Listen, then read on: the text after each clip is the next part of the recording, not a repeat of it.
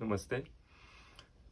आज का वीडियो कुछ यंग डेथ्स पे है जो कि आजकल सुनने में आ रही हैं। लेकिन इसके पहले कि मैं उनकी बात करूं, मैं थोड़ा चैनल से जुड़ी बात करना चाहता हूं। पिछले वीडियो में मैंने कहा था कि मैं कमेंट्स को पढ़ूंगा और उनके जवाब भी दूंगा। काफ़ी लोगों ने कमेंट्स लिखे हैं, कमेंट्स लिखने के लिए शुक्रिया। मैंने कई कमेंट्स को रिप्लाई भी किया है। एक दो कमेंट्स बाकी रह गए हैं जिनको मैं इस वीडियो के माध्यम से रिप्लाई करना चाहता हूं। तो उसमें एक कमेंट ये है कि जो कई वीडियोस पे लोग डालते रहे हैं वो ये है कि वो सुझाव देते हैं कि हम लोग रेगुलर वीडियोस बनाएं। तो मेरा कहना ये है कि अब सेहतबन में रेगुलर वीडियोस बन रहे हैं और काफ़ी वीडियोस बन रहे हैं। अगर आप रेगुलरली वीडियोस नहीं देख पा रहे हैं तो इसका मतलब ये है कि आपने चैनल को ठीक से सब्सक्राइब नहीं किया है या फिर नोटिफिकेशन के लिए बेल आइकन को नहीं दबाया हुआ है। और आजकल एल्गोरिदम्स हैं और काफ़ी कम्पिटिटिव होता है, तो कौन सा वीडियो आपके पास आएगा, कौन सा वीडियो नहीं आएगा, ये काफ़ी कॉम्प्लेक्स होता है। तो मैं ये कहूँगा कि आप ठीक से सब्सक्राइब कर लें तो आपको वीडियो आता रहेगा। एक और बात यह है कि सेहतबन के चैनल पे अब मेरे अलावा और लोगों के भी वीडियोस आ रहे हैं। यहाँ पे जो पार्टिसिपेंट्स हैं, जो इंटर्न्स हैं और मेरे और जो दूसरे सहयोगी हैं, उन लोगों के वीडियोस भी आ रहे हैं। और मैं अपना असेसमेंट बताऊं तो उनके वीडियो मेरे वीडियोस से बेहतर है। तो मैं आपको ये सलाह दूंगा कि आप उनके वीडियोस को भी देखें, उससे भी आपको लाभ होगा। एक जो दूसरा कमेंट कुछ लोग बार बार लिखते हैं वो ये है कि लोग ये लिखते हैं कि हिंदी में वीडियोस बनाएं। हिंदी में ही बनते हैं ज़्यादातर वीडियो, पुराने वीडियो बहुत सारे हिंदी में हैं। अब थोड़े बहुत कुछ वीडियोस इंग्लिश में भी हैं। मैं आपके हिंदी प्रेम का सम्मान करता हूं, लेकिन मैं आपसे ये गुजारिश भी करना चाहता हूं कि ऐसा नहीं है कि सेहत सिर्फ हिंदी बोलने वालों की खराब होती हो। सेहत तो किसी की भी खराब हो जाती है। तो जब दूसरी भाषा के वीडियोस रहते हैं तो मैं कहूँगा कि आप उन भाषाओं को भी वैसा ही सम्मान दें जैसा आप अपनी भाषा हिंदी को देते हैं। अब आज की बात पे आते हैं, यंग डेथ्स पे। तो मीडिया में भी सुनने को आ रहा है और आपको भी सूचना मिलती होगी, मुझे भी मिलती है कि आजकल यंग डेथ्स हो रही हैं। पिछले हफ्ते मुझे 2 डेथ्स के बारे में पता चला, तो मैंने सोचा कि इसके बारे में बात की जाए। और जो उनमें पहली डेथ है वो मेरे मित्र हैं। बहुत मिलना जुलना नहीं है उनसे, लेकिन कुछ साल पहले मुलाकात हुई और फिर फेसबुक पे हम लोग कनेक्टेड हैं और कम्युनिकेट करते रहते हैं। पेशे से वो आईटी प्रोफेशनल रहे, शुरुआती दौर में अमेरिका में रहे कई साल, और फिर बाद में उनको कुछ ग्रास रूट लेवल पे सोशल सेक्टर में कुछ करने का मन हुआ तो वो वापस हिंदुस्तान आ गए और बहुत सुंदर काम कर रहे थे। मैं उनके फैंस में से हूँ, मैं उनके काम की बहुत पसंद करता रहा हूँ, मैं उनके काम का बहुत सम्मान करता रहा हूँ। लेकिन जब मैं उनसे मिलता तो मुझे थोड़ा उनकी फिटनेस उतनी अच्छी नहीं लगती थी और मुझे पर ये लगता रहता था कि नहीं, ये इतना बढ़िया काम कर रहे हैं, ऐसे लोग धरती पर रहने चाहिए, लंबे समय तक रहना चाहिए। और मैं उनको लगातार बीच बीच में ये कहता रहता था कि आप आइए, सेहतमंद आइए और मुझे अपनी फिटनेस पे काम करने दीजिए।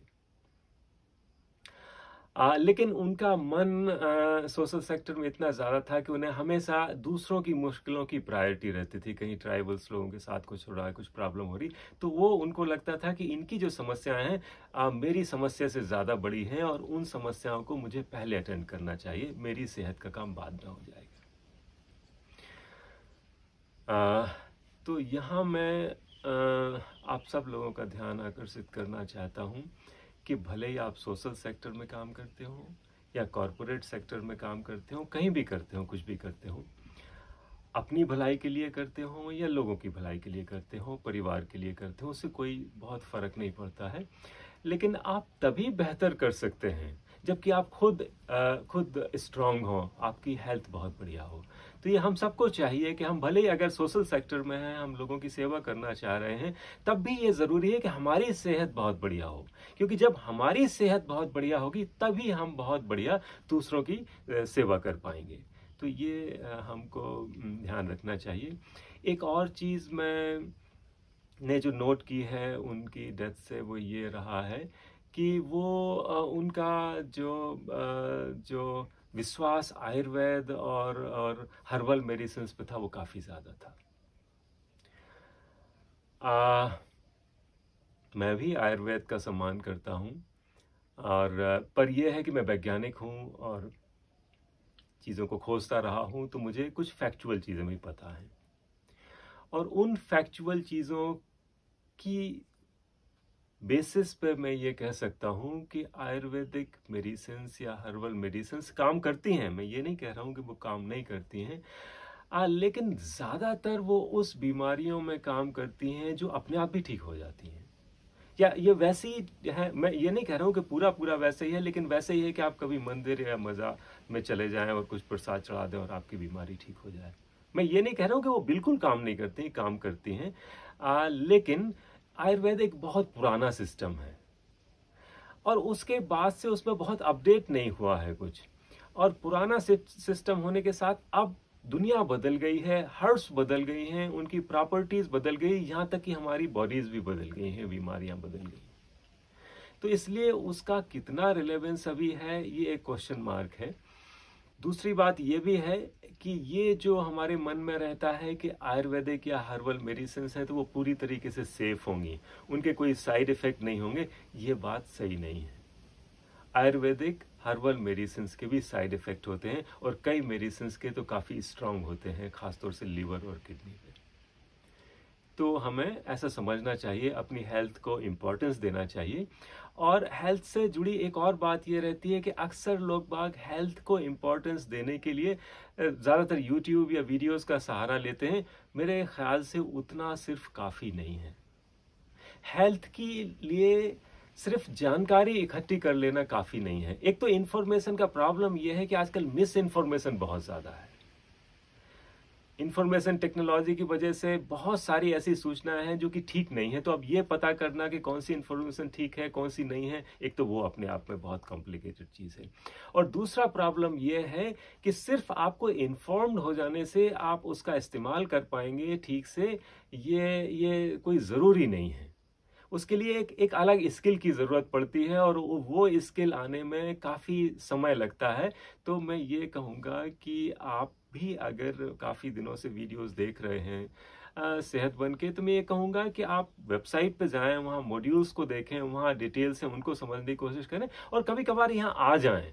आ जाने से आपको ज़्यादा फायदा हो सकता है। और इस हफ्ते जो एक दूसरी डेथ हुई है, वो एक 12th क्लास के स्टूडेंट की, 17 साल के स्टूडेंट की डेथ हुई है। स्टूडेंट सुबह उठता है, जिम जाता है, जिम जाने के बाद घर पे आके ब्रेकफास्ट लेता है, और ब्रेकफास्ट लेने के बाद स्कूल जाता है, और वहाँ जाके कुछ प्रेयर हो रही है या कुछ वहाँ खड़ा होता है और वहाँ पे कोलैप्स हो जाता है। तो ऐसी घटनाएं भी हो रही हैं। और ऐसी घटनाएं क्यों हो रही हैं? और ऐसी घटनाएं उनके साथ ज़्यादा हो रही हैं जो फिटनेस फ्रीक्स हैं, अपनी सेहत का बहुत ख्याल रख रहे हैं, जिम वगैरह जा रहे हैं, उनके साथ घटनाएं काफ़ी हो रही हैं। तो इस तरह की घटना होने का एक कारण तो ये है, जो कि मैंने पिछले वीडियोस में भी बात की है, अभी कुछ दिनों से मैं बात कर रहा हूँ बॉडी पीएच की और कार्बन डाइऑक्साइड की। तो जिम फिटनेस के लिए अच्छा है, लेकिन एक तो मैं पहले कहता रहा हूँ कि जिम या एक्सरसाइज करने से बेहतर है कि हम शारीरिक श्रम कर लें। शारीरिक श्रम से एक अलग तरह की संतुष्टि होती है, अलग तरह का फायदा होता है। वैसा फायदा आपको एक मैकेनिकल, एक आर्टिफिशियल चीज करने से नहीं हो सकता है। और इसके अलावा एक ये भी बात है कि जब आप जिम जाते हैं, और जिम अक्सर क्राउडेड जगह पे होते हैं, ट्रैफिक होता है, बाजार जैसा होता है, तो वहाँ आसपास के वातावरण में काफ़ी CO2 होती है।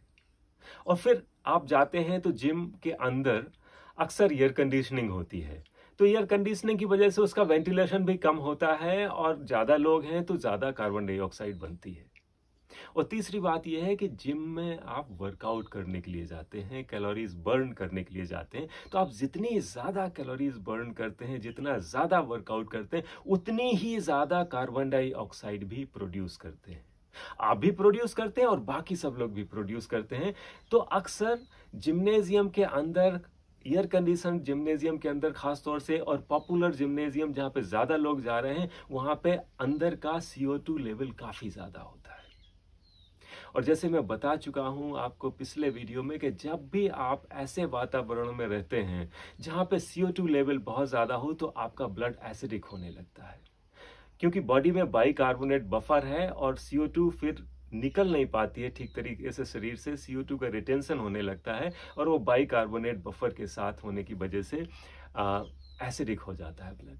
और ब्लड एसिड होने से दूसरी कई प्रॉब्लम होती है, लेकिन एक जो प्रॉब्लम है जिसकी मैं बात डिटेल में कर चुका हूं वो ये है कि आपकी बोन्स डिसॉल्व होने लगती हैं, ओस्टियोपोरोसिस होने लगता है। और बोन डिसॉल्व होने से जो आपका कैल्शियम जो कि बोन्स में है, वो बोन से मूव होके आपके हार्ट में, आपकी ब्लड वेसल्स वगैरह में जाने लगता है।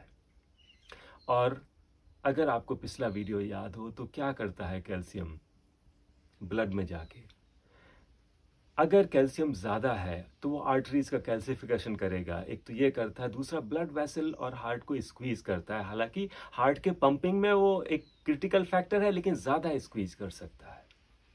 और कैल्शियम क्लॉटिंग भी करता है। तो ये जो फैक्टर हैं ये इस बात की पॉसिबिलिटी बनाते हैं कि सडन कार्डियक अरेस्ट हो सकता है कभी।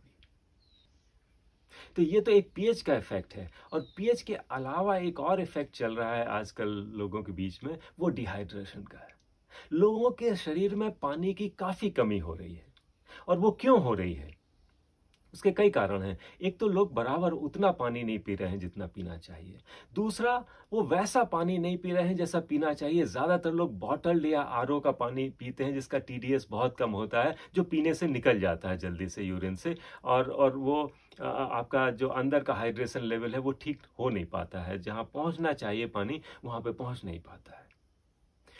और दूसरी बात ये होती है कि आप चाय या कॉफी या ऐसी कोई दूसरी चीज पीते हैं, अल्कोहल लेते हैं या ऐसी चीज पीते हैं जिसमें कैफीन है, कोला वगैरह है, तो इन सब से क्या होता है कि आपका पानी पेशाब से निकल जाता है या यूरिनरी ब्लैडर में चला जाता है। तो आप देखिए ऐसा क्या होता है कि जैसे आप रात को सो गए तो नींद में हम लोग पानी नहीं पीते हैं, अक्सर रात भर पानी नहीं पीते हैं, तो सुबह सुबह होते होते तक आपकी बॉडी काफी डिहाइड्रेटेड होती है, पानी की कमी होती है शरीर में। और जरूरियत इस बात की होती है कि आप सुबह उठ के पानी पिएं, धीमे धीमे पिए और ज्यादा सा पानी पिएं।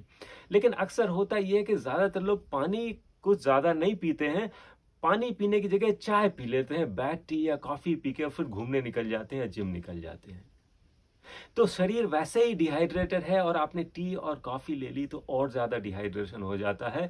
भले ही आप यूरिन ना गए हों, लेकिन पानी ब्लड से निकल के आपके ब्लैडर में चला जाता है। तो जब डिहाइड्रेशन रहता है तो आपका खून स्टिकी हो जाता है, चिपचिपा हो जाता है।